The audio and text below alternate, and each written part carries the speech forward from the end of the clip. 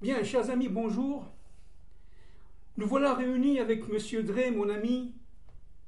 Vu les circonstances, la guerre de Gaza, qui prépare évidemment une guerre généralisée, vu les circonstances, alors nous avons pris l'initiative de parler d'un thème qui est extrêmement important, ô combien actuel, la haine d'Israël à travers, si vous voulez, entre guillemets, l'islamisation du monde.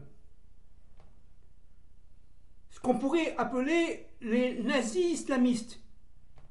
Alors évidemment, ce n'est pas du tout un discours politique, pas du tout. Nous restons dans le cadre de la Torah, dans le cadre de nos maîtres. Et avant de commencer ce thème, je voudrais rendre un hommage à un de mes anciens élèves qui a perdu la vie à Gaza, militaire, un vaillant soldat d'Israël qui s'appelait Zichrono Tzadik Libracha Benjamin El-Kayes. Ce jeune, je m'en souviens, était mon élève dans les années 90-91. Il est mort à l'âge de 29 ans et je tiens tout simplement à dédier notre intervention à son souvenir, à sa mémoire. En guise d'introduction, je vais citer la citation de Madame Oriana Fallaci, dont je montre le livre. Alors, Oriana Fallaci, La rage et l'orgueil, c'est une femme absolument très très courageuse qui est aujourd'hui décédée malheureusement de cette longue maladie. Et c'est une femme qui était très très courageuse. Elle avait compris bien avant les autres.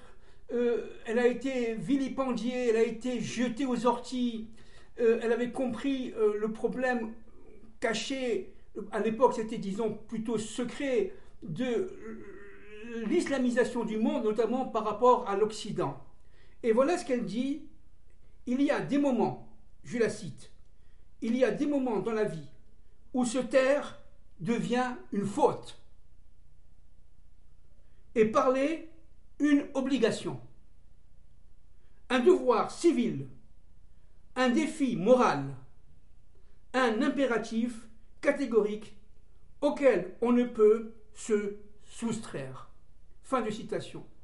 Alors maintenant, permettez-moi d'abord de revenir à nos maîtres, notamment le Ramchal, Rabbi Moshe Chaim Moshe Luzzatto, et notamment dans son livre attendez, ça va me revenir, bon, ça va me revenir, au chapitre 40.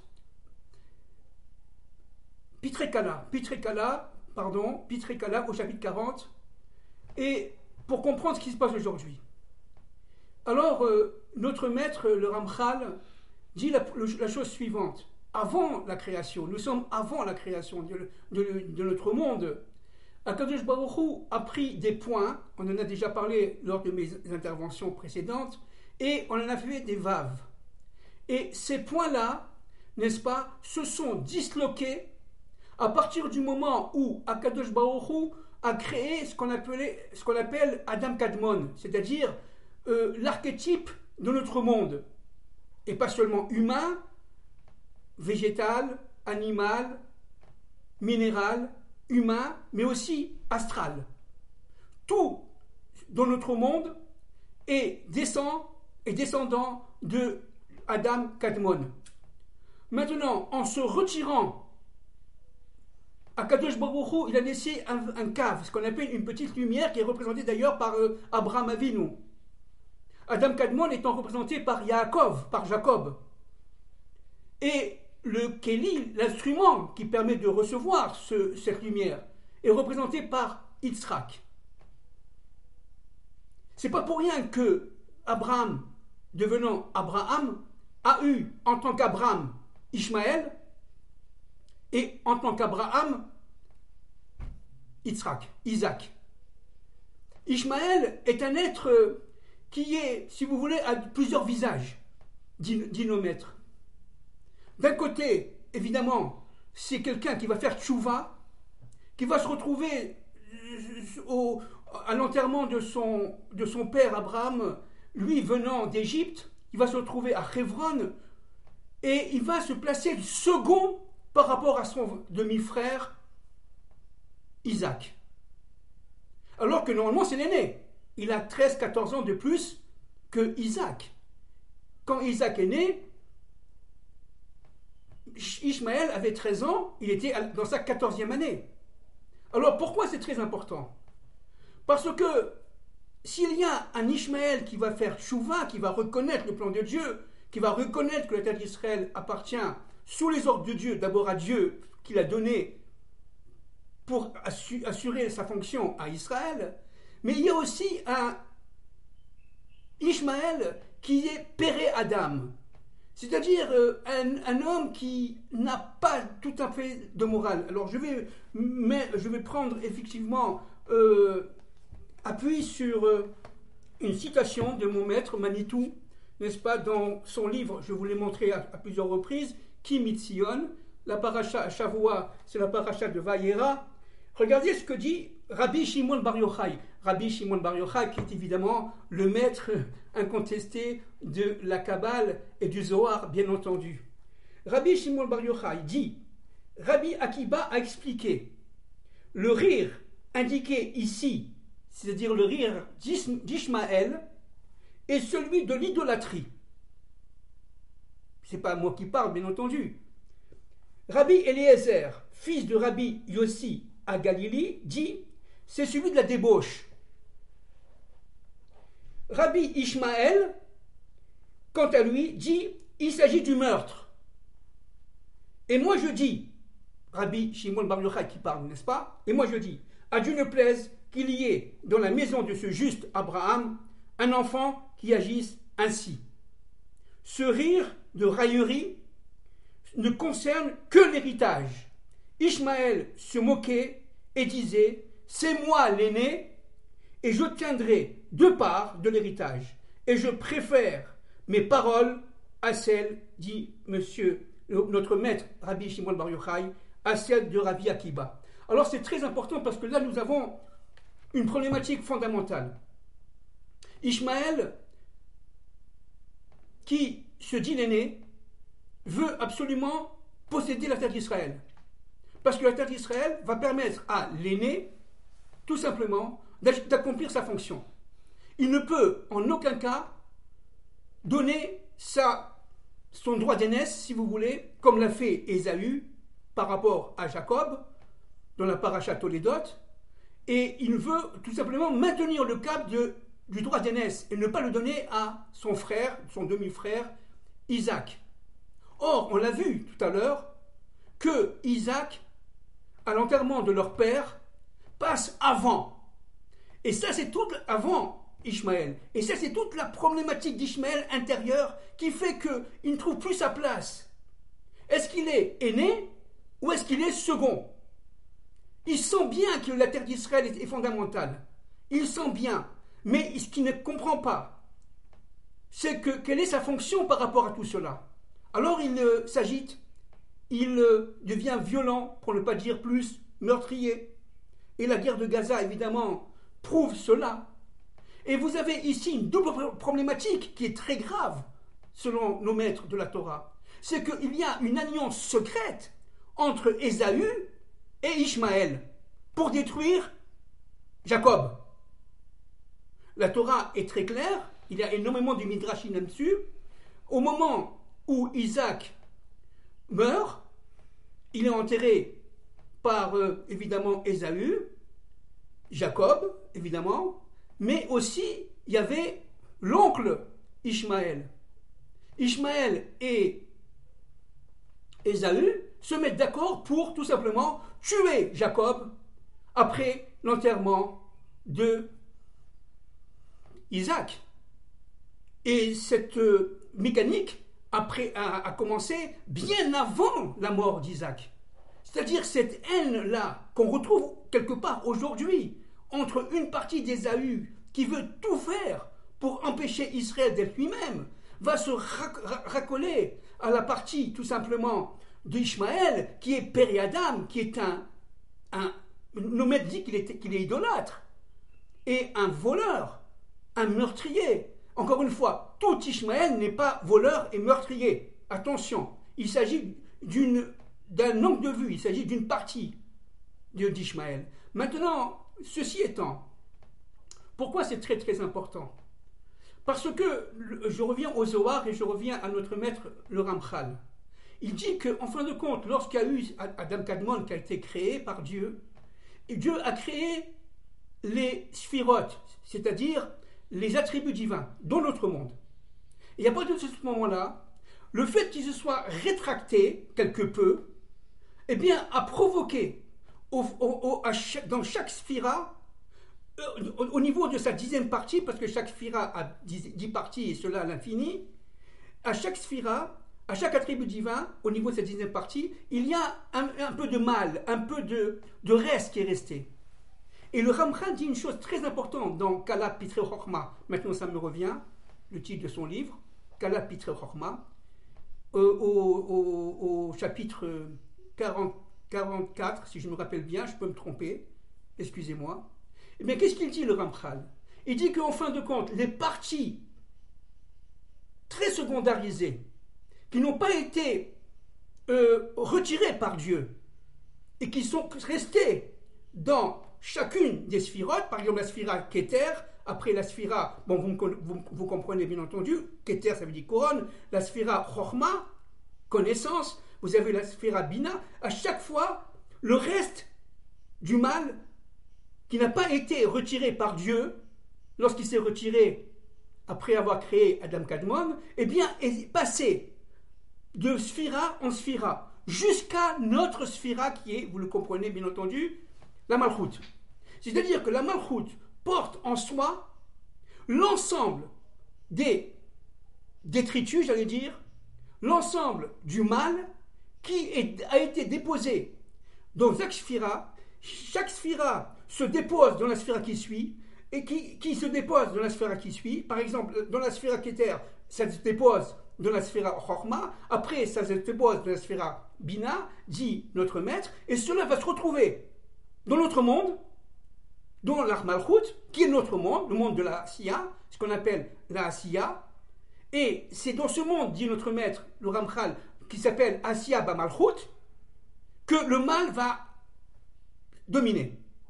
Alors, je vais faire la parenthèse parce que c'est très long, mais c'est très important de comprendre ça. Ça veut dire que nous sommes ici dans un monde qui reçoit des autres mondes les tâches d'obscurité qui les ont pénétrées et qui disparaîtront, et ça c'est le travail du Messie, et avec évidemment l'acquaintance du prophète Élie, Élie Hanavi, eh bien le travail du Messie c'est de retirer les forces du mal en les déconnectant de notre monde, en les démasquant.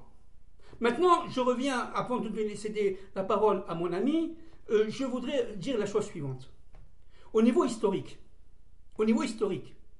n'est-ce pas, la guerre de Gog et Magog a commencé, on le sait, selon le Rav Efraim, selon le Rav Wasserman, en 1914-1918.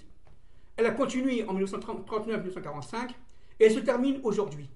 Mais nos maîtres, et notamment le Rav Kook, mon maître qui est Manitou, et mon maître aussi qui est le Rav Cherki, eh bien, ont bien expliqué dans ce livre-là que je vais vous montrer, que vous connaissez, n'est-ce pas, Rav Uri Cherki, Jérusalem de la division à l'unité, dit un point fondamental.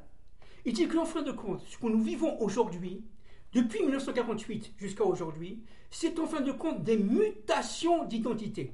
Ce sont des mutations identitaires. Avant 1948, c'était le peuple juif, qui était tout simplement dans les ghettos, en exil.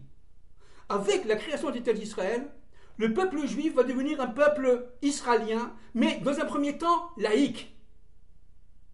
La partie religieuse va être secondarisée, jusqu'en 1967.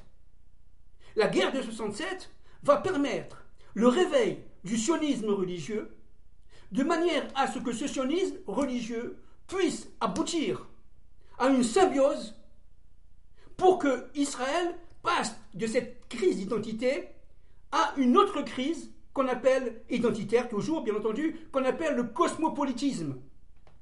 C'est-à-dire, et je précise, que depuis 50 ans maintenant, depuis la guerre de 73, nous sommes entrés dans un universalisme cosmopolitiste, c'est-à-dire véritablement où de l'extérieur, Israël s'est reconnu comme étant universel.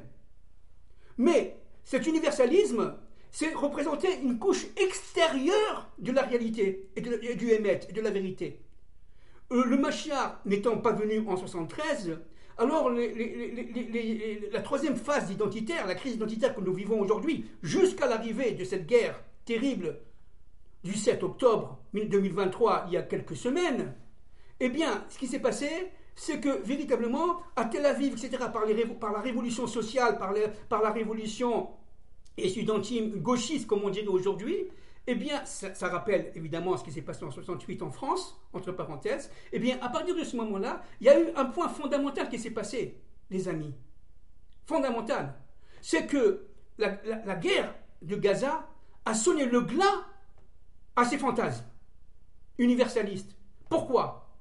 Parce que tout simplement, là, il y a l'apparition d'une troisième entité. Non pas laïque, non pas sioniste religieuse, mais une troisième entité qu'on appelle Yeshurun, et qui est écrite évidemment dans les livres de Devarim, de la Torah. Et ça, Yeshurun est lié directement à l'universel. Mais de quel universel on parle ? D'un universel qui a reconnu son Dieu. Mais pour cela, qu'est-ce qu'il faut ? Eh bien, les amis, c'est très important. Il faut que le peuple juif se retrouve uni.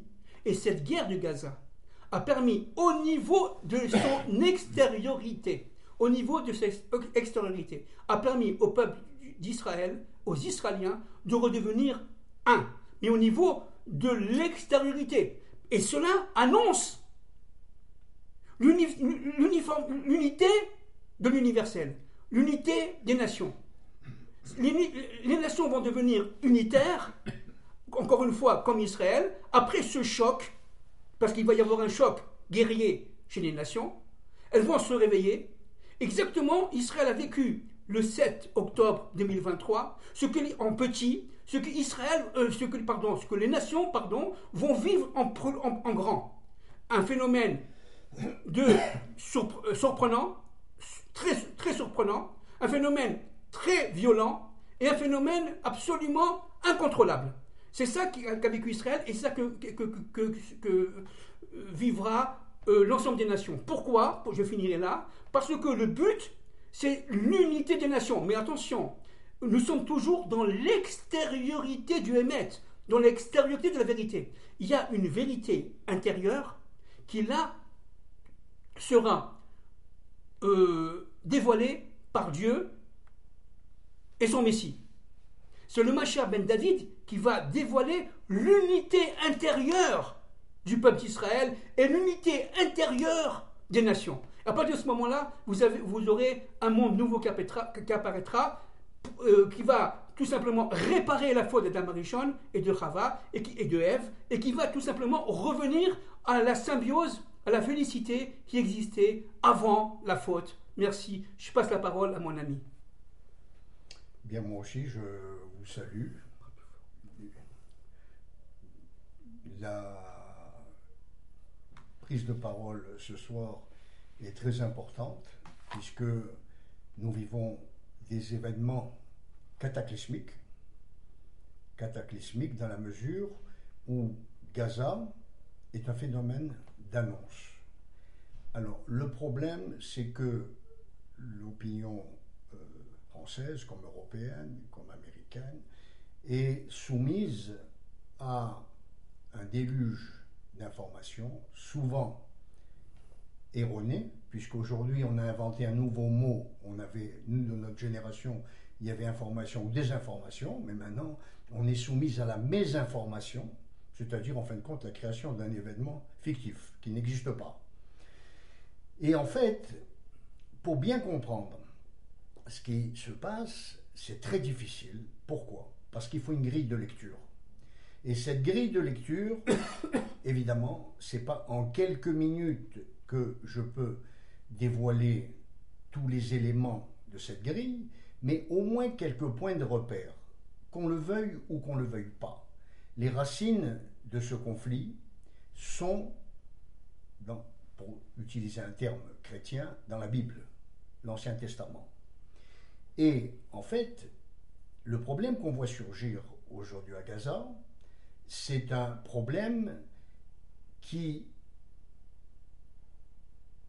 était existentiel depuis la création de l'État d'Israël, qui, comme une maladie, un cancer, s'est développé au point où il a atteint une expansion maximum.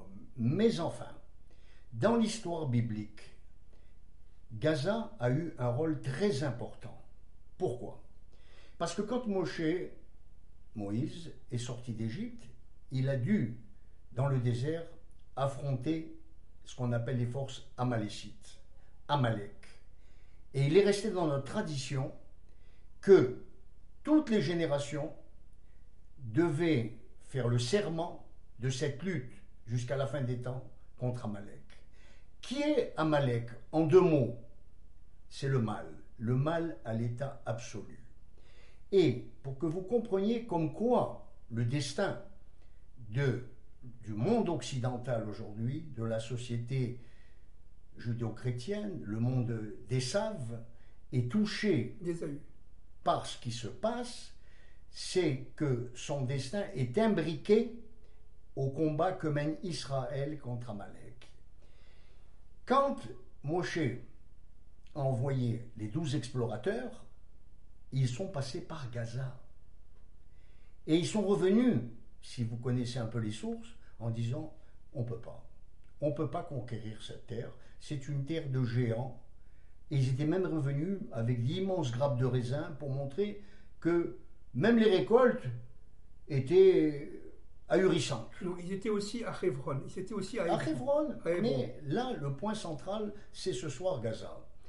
Alors, évidemment, ça changeait tous les plans de Moshe. Son peuple n'était pas prêt à combattre pour entrer à Gaza et prendre la terre que Dieu leur avait promis à la sortie d'Égypte.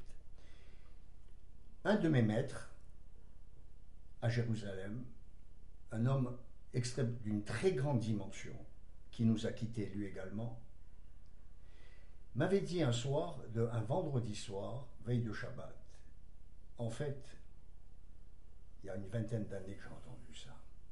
Dans le plan de l'histoire, nous ne pouvions pas conquérir Gaza.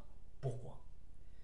Parce que abattre les forces du mal à Gaza changeait tout le plan de l'histoire. Et en fait, le plan de l'histoire, c'est pas que Dieu voulait du mal pour son humanité, mais il y avait une pédagogie pour qu'il soit reconnu à la fin des temps comme le maître un de l'histoire. En fait, ça nous a été laissé pour aujourd'hui. Et le sionisme, la première étape du sionisme, c'est une fusée à plusieurs étages. Le premier étage de la fusée étant le sionisme politique, dont le maître à penser était Théodore Herzl. Il y a eu quand même autour de lui, à cette époque, quelques quand même penseurs, même religieux, comme le Rav Alkalai de Serbie, le Rav Kalicher. Il y a même eu, je vais vous dire un certain étudiant en médecine qui habitait Montpellier et qui, dans les années 1820, 1830, même un peu avant, s'appelait Salvador, Joseph Salvador. Et c'était un peu curieux parce que il était issu d'une mère chrétienne et d'un père juif. Donc, vous voyez la problématique. La problématique. Et il avait déjà saisi la problématique que connaîtrait le peuple juif en exil et la seule solution qui s'offrait à lui, le retour à Sion. évidemment, ça ne pouvait pas se faire sans les souffrances que nous connaissons aujourd'hui. Alors, étant donné que mon intervention, elle est dans la grille de lecture pour comprendre ce qui se passe à Gaza, je voudrais quand même revenir un peu en arrière. Ce qui se passe, c'est quand même un problème qui est lié profondément, mais très profondément, à l'antisémitisme. Alors, les antisémites contemporains se sont cachés depuis déjà mai 68 derrière l'antisionisme en se dédouanant d'être anti-juifs et d'avoir un visage beaucoup plus politiquement correct. Mais pour nous juifs qui vivons ici et qui savons décrypter l'information aujourd'hui, quand nous entendons un ancien ministre en France, ministre des Affaires étrangères de Villepin, analyser le conflit tel qu'il analyse, si on tire les conclusions, on rejoint les slogans des manifestations extrémistes palestiniennes à Paris, à savoir du Jourdain à la mer. Qu'est-ce que ça veut dire? Ça veut dire que c'est la phase finale de la solution qu'avait préconisée Hitler. Il y a eu une solution d'anéantissement physique, et là, ce sera l'anéantissement d'un État. Parce que, en incitant Israël à des concessions vis-à-vis d'un mouvement terroriste, c'est être vraiment malhonnête, sachant que la charte du Hamas, c'est la destruction de l'État d'Israël. Donc c'est clair, il n'y a pas à discuter. Quand on nous demande aujourd'hui d'arrêter les bombardements, Israël n'a pas voulu, pour le plaisir, bombarder Gaza, mais elle a voulu extirper le mal.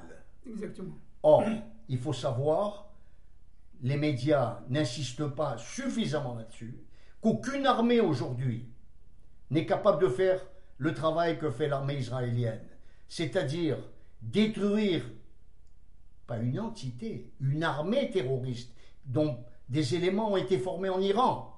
C'est ce qui s'est passé le 7 octobre. On a la preuve. Et en fait, nous avons tout fait pour protéger les civils, en les expédiant vers le sud pour avoir les mains libres. Mais quand vous savez vous-même que les bases de commandement sont sur les hôpitaux, même vos médias le reconnaissent, alors que faire pour récupérer 240 otages? Aujourd'hui, on a, par l'usure du temps, ça fait déjà 40 jours, on a presque oublié qu'il y a eu un massacre terrible le 7 octobre et c'est remplacé doucement par la souffrance du peuple palestinien. Mais en fait, les peuples ont les dirigeants qu'ils méritent. Il ne faut pas oublier que dans les consultations qu'il y a eu à Gaza, le Hamas remportait 80 à 90% des suffrages. Donc c'est un cancer qu'Israël a toléré à sa frontière, muselé par l'Occident, ne pouvant pas agir, et vous en êtes d'accord avec moi, à chaque intervention israélienne à Gaza, au bout de 15 jours, on était obligé d'arrêter, des cessez-le-feu de l'ONU, et ce qui se construit. Alors vous entendez d'ailleurs les déclarations de l'ONU, ça fait pitié, ça fait pitié. Une organisation internationale prônant la paix, les valeurs humaines telles qu'elles sont définies, prendre parti pour une organisation terroriste qui assassine des innocents. Donc, je veux mettre les points sur les i dans cette grille que je voulais vous donner. Il y a des points de repère. On ne va pas remonter à l'affaire Dreyfus, avec la vieille extrême droite française de Charles Maurras et de Drummond et compagnie, qui ont conduit, bien entendu, à la collaboration à Vichy et à la solution finale avec Hitler. Ça, c'était la genèse. Maintenant, la chose actuelle, c'est qu'il y a eu un relais qui a été pris. Bravo. Il y a un relais qui a été pris. Et ce relais remonte à peu près aux années 60, où il a commencé à se dessiner en Europe suite à la Deuxième Guerre mondiale et au départ de tous les anciens officiers SS qui sont passés en collaboration en Égypte, en Syrie, dans les pays arabes, à se dessiner une alliance avec des éléments politiques européens. Et c'est un travail qui a été très pernicieux et très secret, et qui a trouvé son aboutissement, évidemment, je suis obligé d'aller vite, qui a trouvé son aboutissement, c'est des points essentiels que je donne, quand à la guerre de Kippour. Pourquoi? Parce qu'à la guerre de Kippour, l'Occident, et en particulier la France, 73. était prise à la gorge avec le problème de l'énergie. Et je me rappelle d'un ouvrage qui était prophétique de Jean Lartegui, Pour tout l'or du diable. Qu'est-ce que c'était pour tout l'or du diable? D'ailleurs, la critique le taxait de prophétisme. C'était un ouvrage qui définissait le cheminement de l'Occident, se passant la corde au cou et rentrant dans un plan qu'on appelait un plan satanique, un plan diabolique. Le diable aujourd'hui vient réclamer son dû. L'Occident, alors comment il vient réclamer son dû? Parce que ce marché était un marché machiavélique. Une écrivaine très connue qui s'appelle Battiéor a écrit un ouvrage aux sources du palestinisme, et l'élément majeur de son ouvrage, c'était Eurabia. Eurabia. Pourquoi Eurabia? Ça sortait juste après la guerre de Kippour. C'était un dossier secret. Comment les gouvernements occidentaux, et en particulier en France, Giscard d'Estaing, se sont engagés en silence, sans dévoiler leur stratégie, à accepter l'approvisionnement énergétique de la France contre deux contreparties fondamentales. Il y a d'autres points, mais c'est les fondamentaux. Premier point fondamental,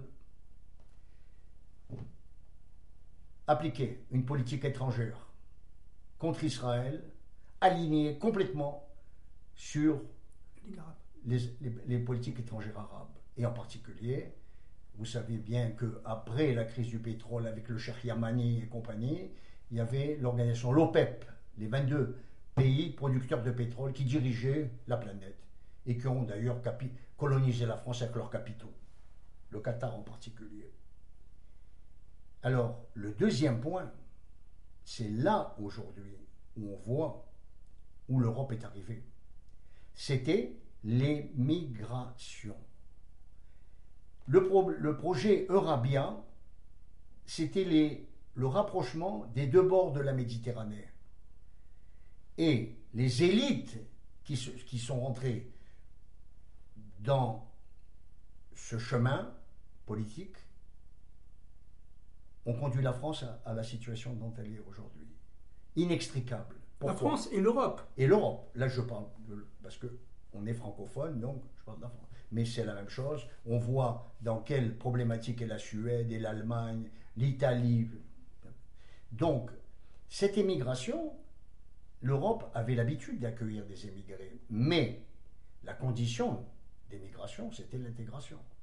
Donc, on demandait aux Français et aux Européens d'accueillir une immigration sans intégration. Alors, au départ, dans les années 73-74, c'était quelques milliers. Mais 50 ans après, c'est plusieurs millions. Quand on vous dit 7 millions, je m'excuse. C'est la falsification des chiffres. Pourquoi? Parce que nous avons reçu, il n'y a pas tellement longtemps, j'avais assisté en direct sur TF1, puisque nous sommes reliés ici à Jérusalem avec les câbles, un universitaire de haut niveau, pas un imam de mosquée. Il travaillait au CNRS. Non, une grande pointure intellectuelle. Il a interrompu la journaliste en disant: arrêtez de raconter des histoires à vos téléspectateurs. Nous ne sommes pas 7 ou 8 millions, nous frisons les 20 millions en France, parce que vous ne dites pas une chose. Vous ne dites pas que depuis les années 74, énormément de nationalités ont été données. Aujourd'hui, c'est de l'ordre de 8 ou 9 millions. Et en plus, vous avez une immigration invisible que vous ne maîtrisez pas et que vous-même vous dites peut-être 1,5 million, peut-être 2 millions.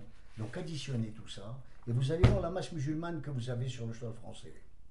Alors cette immigration sans intégration a conduit la France à être un otage, comme nos otages de Gaza, dans sa politique étrangère. Et aujourd'hui, faire machine arrière, c'est quasiment impossible parce que ça conduirait à la guerre civile. Alors, en ce qui concerne Gaza, je veux quand même préciser quelque chose de très important. C'est que Battier-Or, pour donner ses sources, avait précisé que l'accord qui cimentait cette Eurabia s'est signé à Strasbourg en 1975. Donc on a les points de fondement. Alors à l'époque, on avait, pour vous donner une idée des personnalités, le directeur de la Ligue arabe de Stockholm était ancien SS, Obersturmführer Bernard Bender.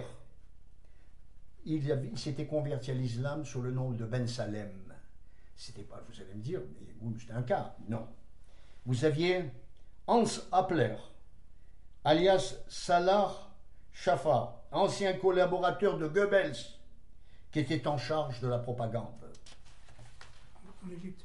Vous aviez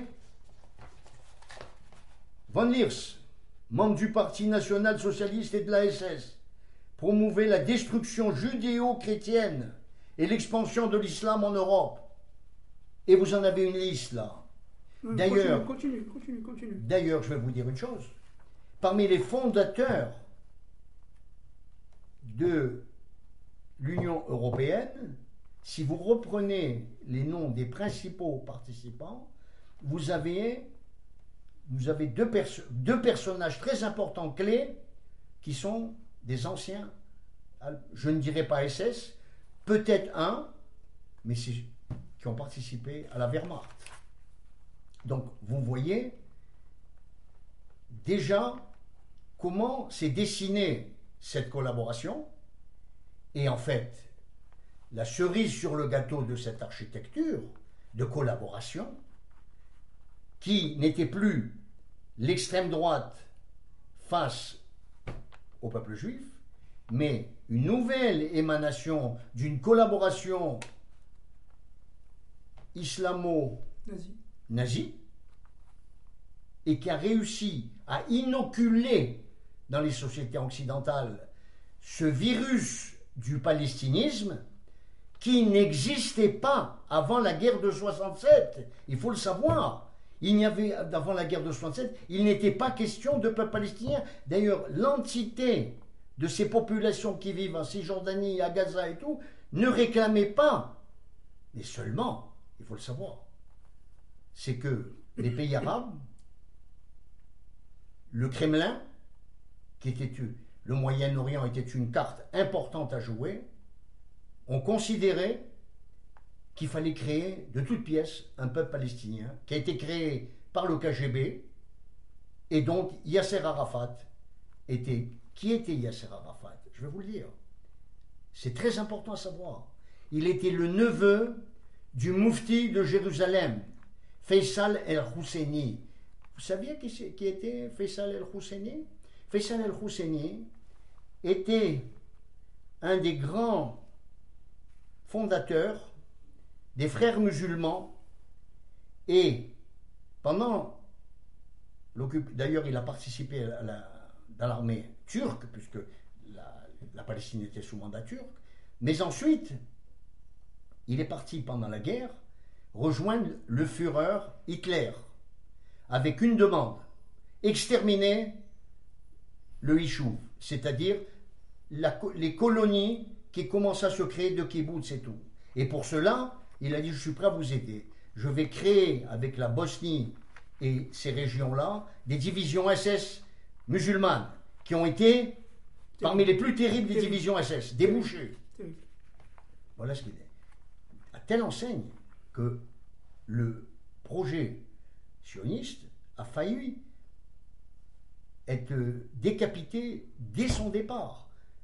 Les dirigeants, il n'y avait pas d'armée d'Israël, il n'y avait pas d'indépendance à l'époque, mais les dirigeants de ce qu'on appelait la Haganah, la défense intérieure, avaient dit, quand ils avaient vu les troupes de Rommel arriver par Tobrouk sur la Palestine, parce que c'était là l'objectif, de faire comment en Grèce, de transférer les Juifs vers Auschwitz. Il a dit, nous monterons au Carmel, nous transférerons les 500 ou 600 000 personnes et nous ferons Masada. Masada, c'était le suicide de ce qu'on appelait les derniers combattants juifs après la destruction du Temple. Après la destruction du Temple, les derniers se sont réfugiés à Masada et quand la situation est devenue impossible face à l'armée romaine, ils se sont suicidés. 900 se sont suicidés. C'est pour ça que les soldats israéliens, les officiers, prêtent serment à Masada, plus jamais Masada. Et aujourd'hui, je vous le dis, on n'est pas dans une opération militaire normale. C'est plus qu'une guerre. C'est une survie pour l'État d'Israël. Et nous disons aujourd'hui, nous combattrons jusqu'à la fin, jusqu'au dernier. Il n'y aura plus de Masada. Et il n'y aura plus de four d'extermination. C'est le plan de l'histoire qui doit être accompli. Ce plan de l'histoire, c'est où le maître du monde gagne, c'est-à-dire les forces de la lumière, mais comme on dit en hébreu, chas vechalila, c'est-à-dire que Dieu nous préserve, que ce soit le mal, c'est la fin de l'humanité. Parce que la paracha de Noé explique en disant, mais pourquoi il y a eu un déluge du temps de Noé? Ben, c'était simple. La clé de cette paracha, c'est le monde était rempli de Hamas. C'est avec ça que nous nous retrouvons à la fin des temps. Et ce cancer de Gaza est en train de gagner partout, puisque j'ai lu aujourd'hui que les organisations du Hamas demandent à leurs cellules aux États-Unis de commettre des attentats, et également en France, interpellant le gouvernement français, tenez-vous à carreau avec, c'est-à-dire, taisez-vous. Le moindre mot en faveur d'Israël, nous déclenchons des attentats. Voilà la situation. Bien, merci. Alors je voudrais quand même revenir sur ce qu'a dit Louis, en donnant un certain nombre de points de repère qui ont été cités par Madame Battiéor, n'est-ce pas, dans un article qui est aujourd'hui republié le 31-10-2023, un article qui a été publié auparavant le 28-10-2015. Et regardez ce que dit Madame Battiéor, ça donne la chair de poule. Ça donne la chair de poule. Cette configuration terrifiante expliquée par nos maîtres du Zohar, Édom, par son fer de lance, le nazisme, qui se relie au mauvais côté d'Ishmaël, c'est-à-dire véritablement une force incroyable qui forme la force d'Amalek. Regardez, en Égypte, Éric Alterne, alias Ali Bella, il s'est converti à l'islam, soutenait les rebelles algériens, et on parle de la guerre d'Algérie, et dirigeait l'entraînement de l'armée de libération de la Palestine constituée de volontaires égyptiens. Les Fédaïn. Son collègue Willy Berner, alias Ben Kachir, ancien officier SS et garde au camp de concentration de Mauthausen, l'avait secondé à cette tâche. Je continue. Karl Ernst Pister, était un ancien officier SS. C'est devenu le principal agent européen de la Ligue arabe. C'est pas moi qui le dis, c'est Madame Batiéor. Il préconisait d'emblée, il y a donc 60 ans, la destruction d'Israël et le soutien aux réfugiés arabes avec une alliance, comme a dit mon ami M. Drey, l'alliance euro-arabe. Dans toute l'Europe, fleurissaient des mouvements d'amitié et de collaboration avec les pays arabes. Cela après, évidemment, l'accord de Rabia, l'accord secret de Rabia, notamment fomenté par Valéry Giscard d'Estaing et les délégués de la Ligue arabe, notamment ceux du Qatar. Entre parenthèses, le Qatar aujourd'hui est grand financier et grand pourvoyeur de capitaux, d'euro-dollars, comme on dirait aujourd'hui, comme on disait hier, pardon, en France et en Europe. Regardez, dans toute l'Europe, européen, fleurissaient des mouvements d'amitié et de collaboration avec les peuples arabes dirigés par d'éminents anciens nazis. D'éminents anciens nazis. Et on ne le savait pas. Et on ne le savait pas. Moi, je me rappelle personnellement, vraiment, j'allais, quand j'étais à l'université de Paris 2, Assas, à l'époque, à la rue d'Assas, et bien quand je rentrais dans le grand hall, il y avait des extrêmes droites qui descendaient de cette ère qu'on appelait à l'époque le GUD, Groupe Union Défense. Je parle de ceux des gens qui avaient mon âge, bien entendu. Ils venaient vers nous parce qu'on parlait d'Israël, etc. Ils nous disaient « Vous les Juifs, ordures !»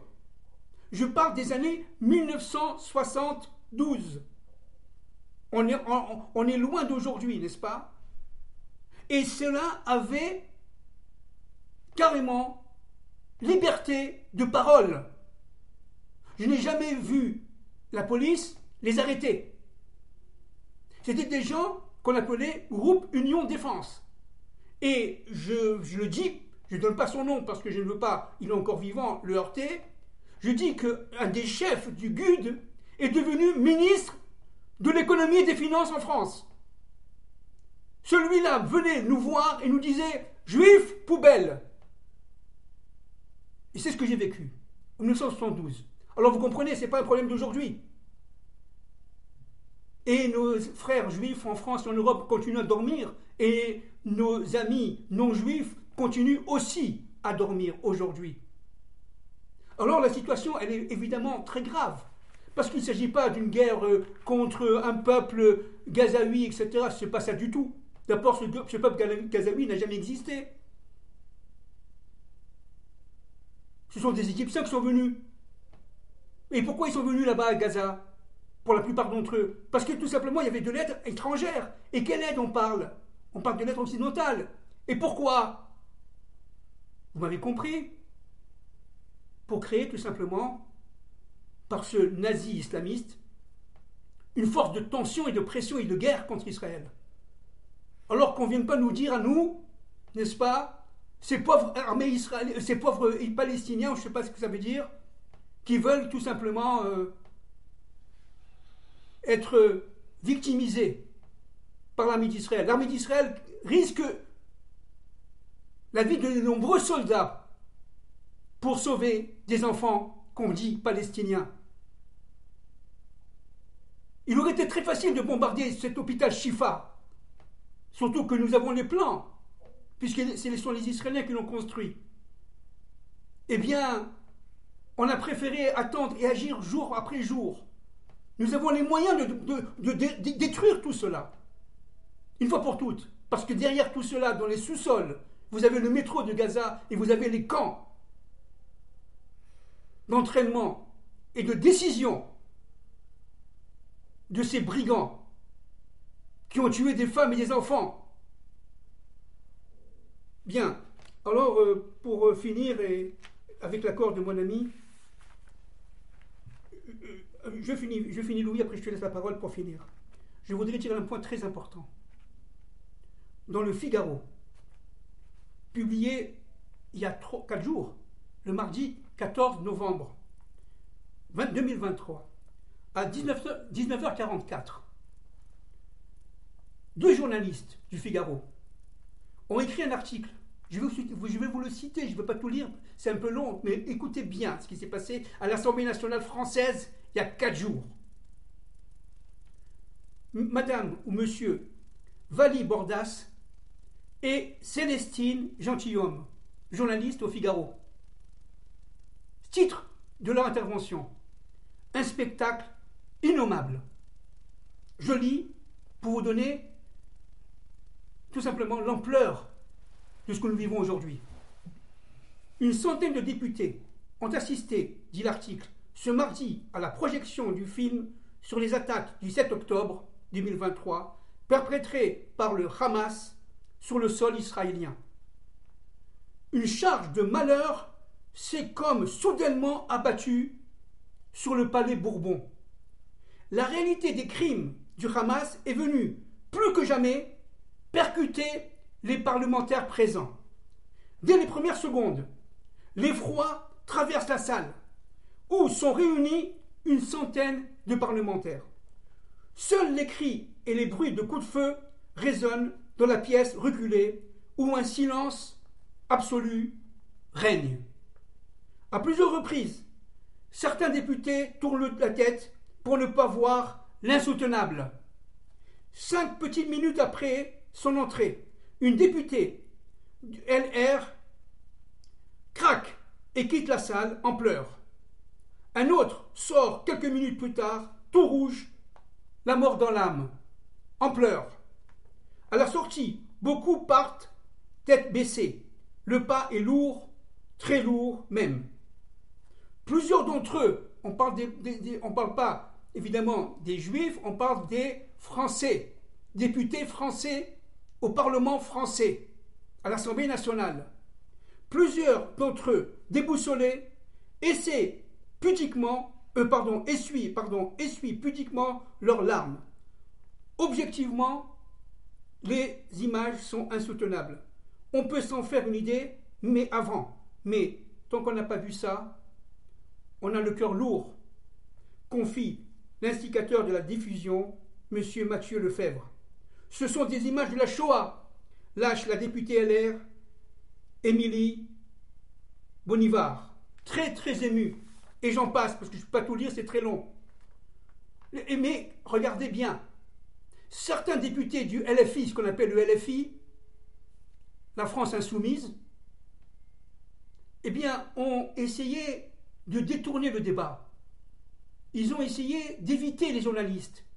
Ils ont été très, si vous voulez, touchés, mais leur haine d'Israël a fait qu'ils ont été ignobles, à tel point, et c'est l'article là, regardez, alors se braque contre eux l'ensemble des députés, et l'ambiance autour des insoumis, LFI, est chargée de tension. Vous voyez, juste pour finir, avant de passer la parole à mon ami Louis Drey, Winston Churchill, évidemment, ancien Premier ministre britannique, évidemment. À l'époque, en 1914, il était ministre de l'Intérieur. Winston Churchill, à Neville Chamberlain, c'est très connu, mais ça doit encore être redit aujourd'hui. En mai 1940, après les accords, les fameux accords, n'est-ce pas, entre Daladier, Chamberlain et Hitler, les accords de Munich, il a dit: vous aviez à choisir entre la guerre et le déshonneur. Monsieur Winston Churchill a dit: vous avez choisi le déshonneur et vous aurez la guerre. Et c'est ce qui va se passer. C'est ce qui va se passer. Alors, nos amis, réveillons-nous, et je passe la parole à mon ami pour conclure. Alors, pour conclure, je veux ne pas terminer cette intervention sans citer le nom du maître d'œuvre de ce plan diabolique pour Gaza aujourd'hui. C'est l'Iran. C'est l'Iran dont l'ayatollah Khomeini a été materné à Nov-le-Château en 79. Pendant 7 ans. La France pensant tirer les marrons du feu de cette collaboration avec l'Iran. On a vu où ça a mené l'Occident, cette collaboration avec les ayatollahs. C'est eux qui sont aujourd'hui à la manœuvre, aussi bien à Gaza, et nous n'avons parlé que de Gaza, mais la situation au nord pourrait dégénérer très vite parce que le tonnerre gronde au nord. C'est tous les jours des tirs de missiles et ça sera insupportable pour Israël. Compte tenu de la désinformation et de la démagogie auxquelles nous avons assisté pour satisfaire aux intérêts des démocraties occidentales, sachez que toute cette histoire qui a été bâtie sur Oslo, c'était, à se tordre de rire, si on pouvait utiliser ce mot, puisque ça a coûté quand même la vie à un Premier ministre israélien. On n'a pas encore bien éclairci les tenants et les aboutissements de cette disparition. Mais en fait, les généraux américains, c'est eux qui ont prononcé ça, ce n'est pas des généraux israéliens. Après la guerre des 6 jours, sont venus en Judée-Samarie. Et ils ont inspecté les frontières d'Israël. Ils ont prononcé ces mots. Les frontières sur lesquelles était Israël avant la guerre des 6 jours, c'était les frontières d'Auschwitz. Voilà ceux qu'on voulait transformer en État palestinien à 15 km de l'aéroport de Ben Gourion. Et que vous soyez bien informés, parce que je pense que ce soir, on a donné quand même un éclairage très important de ce qui se passe. C'est que ce n'est pas simplement le peuple juif qui est concerné par la charte de destruction du Hamas. C'est l'ensemble de l'humanité qui descend d'Adam et de C'est l'ensemble Ève. de l'Occident et de l'humanité. Oui. Parce que les Gazaouis ne sont qu'un moyen pour l'entité terroriste qui a pris le pouvoir à Gaza. C'est un djihad mondial. Et la preuve, c'est qu'ils viennent de s'adresser à leurs cellules aux États-Unis et en France. La guerre sainte, le djihad. Et ce n'est pas, comme a voulu faire le président Giscard d'Estaing, quand il a scellé ses accords de Rabia, parce que j'ai parlé d'accords de politique étrangère, mais ces accords étaient très clairs. Pour les entités arabes, c'était la destruction de l'État d'Israël qui était question. Et je veux vous dire une chose, c'est que ça a été repris à Oslo et ça aboutit aujourd'hui à Gaza. Alors si vous pensez qu'on peut traiter une paix avec des gens qui éventrent des femmes, qui égorgent des enfants, et des bébés, qui emmènent des femmes de 85 ans à pied dans des tunnels, mais ce sont des animaux à visage humain. C'est pur. D'ailleurs, je vais vous dire, faire une confidence, parce que vous n'avez pas ces informations en France, et elles sont croustillantes pour vous. Aujourd'hui, ces terroristes qui ont été pris la main dans le sac à Gaza, ils n'ont pas tous été dans la frontière de Gaza quand ils sont intervenus le 7 octobre, n'ont pas tous été tués. Il y en a 200 qui ont été pris prisonniers. Ils sont aujourd'hui détenus dans des conditions spéciales entre eux, en attendant un procès, mais qui pose problème. Pourquoi ? Parce que dans un procès, il y a une défense. Il n'y a aucun avocat israélien aujourd'hui qui veut assurer cette défense, quel que soit le prix offert pour cette défense. Parce que le prix est trop prélevé, c'est leur vie. Ils ont dit on n'a pas envie d'être assassinés. Bien, je voudrais la finir complètement en disant qu'évidemment ce n'est pas un message politique. Nous ne cherchons aucun intérêt. Nous voulons tout simplement, à travers la Torah et la Torah de la délivrance par rapport à nos maîtres, n'est-ce pas, donner un éclairage nouveau. Ce n'est pas le seul éclairage. Il y en a d'autres, bien entendu. Bien entendu. Vous avez d'autres rabbinim qui sont capables de le faire peut-être même mieux que nous. Mais ce qui est très important aujourd'hui, fondamental aujourd'hui, c'est de bien prendre conscience de l'état du monde. où nous en sommes, où nous en sommes aujourd'hui. Nous sommes tout simplement dans une guerre des fils de la lumière contre des fils des ténèbres. Il s'agit de faire en sorte, tout simplement, que le nom de Dieu soit glorifié, que le nom de Dieu soit glorifié partout où il sera glorifié par rapport à l'humanité qui descend d'Adam et de Ève. Les animaux, moins que les animaux du Hamas, seront détruits, qu'on le veuille ou qu'on ne le veuille pas. Et c'est le plan de Dieu. Voilà. Tenez-vous bien, je voudrais seulement, portez-vous bien, je voudrais quand même dire une chose très importante là-dedans.